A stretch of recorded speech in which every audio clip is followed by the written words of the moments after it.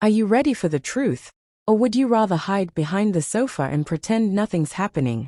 Because what just unfolded in British politics isn't just a tremor, it's a seismic shift sending shockwaves from the corridors of Westminster to every pub and living room across the country. The old rules are out, the establishment is rattled, and every political comfort zone just got bulldozed by a force they never saw coming. Welcome to Bennifer News, where we don't just report the headlines, we crack them open and dig for the real story. If you're tired of spin and craving the facts with a twist, smash that subscribe button now. This is where the real conversation begins.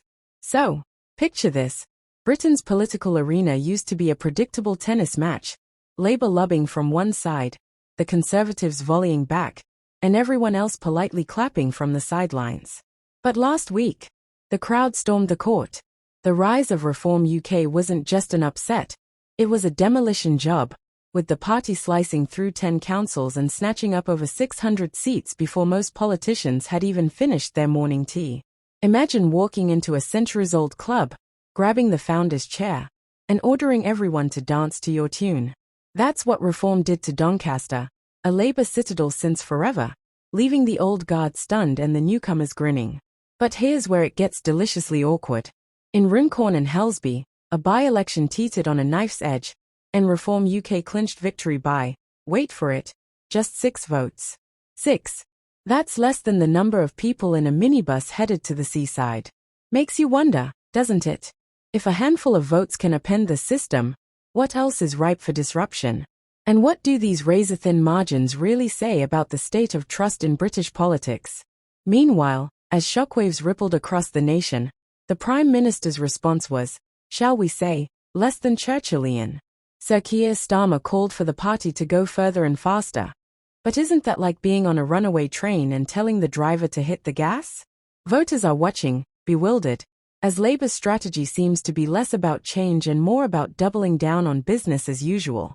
But what happens when your own MPs start ringing the alarm bells? Emma Llewellyn-Buck, a Labour stalwart, warned of a deep disconnect with ordinary people, while Clive Efford didn't sugarcoat it. He called the party's direction madness. Imagine being in a room where your own team starts questioning your sanity. Where does the conversation go from there? And here's the burning question. Why are voters abandoning the mainstream parties like passengers scrambling for lifeboats? Maybe it's because promises of sunlit uplands feel hollow when families are struggling to pay bills, NHS waiting lists grow longer, and the price of housing keeps climbing. Maybe, just maybe, the public has developed a sixth sense for political doublespeak, and they are not buying it anymore. Is it possible that Labour doesn't just need a new plan? They need to remember why people cared in the first place. As patience wears thin, trust in the old duopoly is evaporating faster than a puddle in July. Have you noticed how the lines between Labour and Conservative seem to blur, offering different colours but the same stale flavours? Enter Nigel Farage, the perennial wild card, master of the political comeback, grinning like the cat who got the cream and declaring the end of business as usual. Love him or hate him, Farage knows how to spot an opportunity and pounce. Do you think he's just capitalizing on frustration? Or is he really rewriting the rules of the game? Here's what's really at stake. Britain is undergoing a political realignment not seen in generations. The two-party monopoly is splintering, and Reform UK's rise is proof that voters aren't just sending a message, they are wielding a wrecking ball.